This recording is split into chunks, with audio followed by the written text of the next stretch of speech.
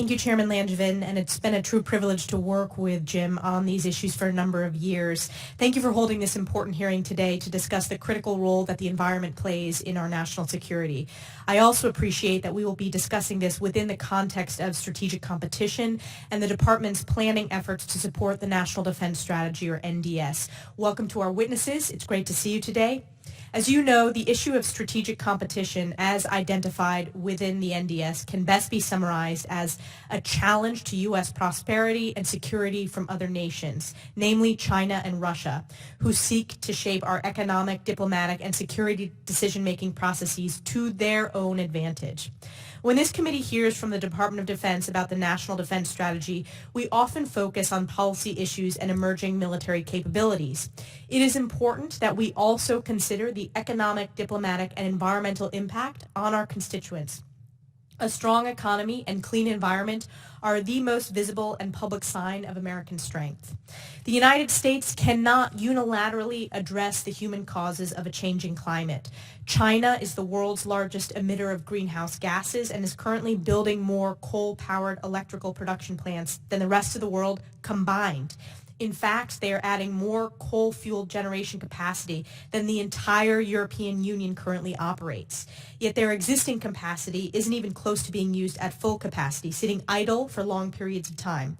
Because of poor energy sector management, China will negate the rest of the world's efforts to reduce greenhouse gases. In addition, nearly 50% of Russian government revenue comes from taxes on fossil fuel industries, and the Kremlin recently announced tax breaks for oil exploration.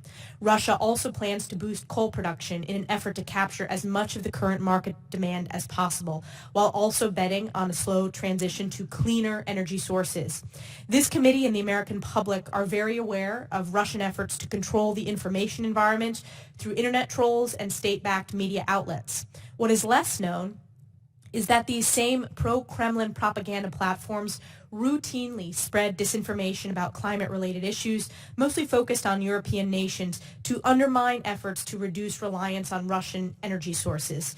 Just like we must consider our competitors' military capabilities when we are modernizing our own defense, we must consider the actions of other nations when developing solutions to a changing climate.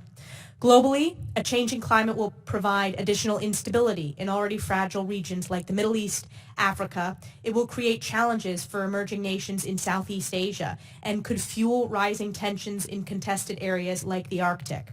At the local level, we have also seen the negative impacts of a changing climate in our communities, including in my own district in upstate New York.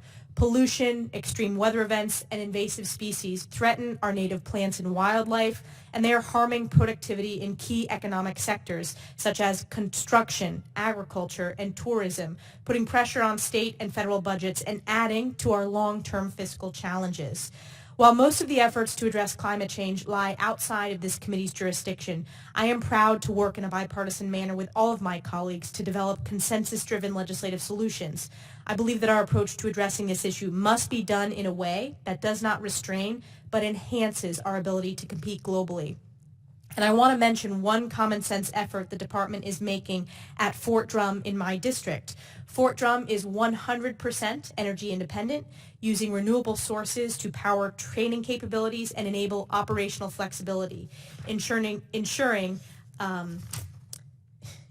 that we are resilient, energy secure, and ready for the 21st century challenges. I look forward to hearing additional feedback from our witnesses today, and with that, I yield back.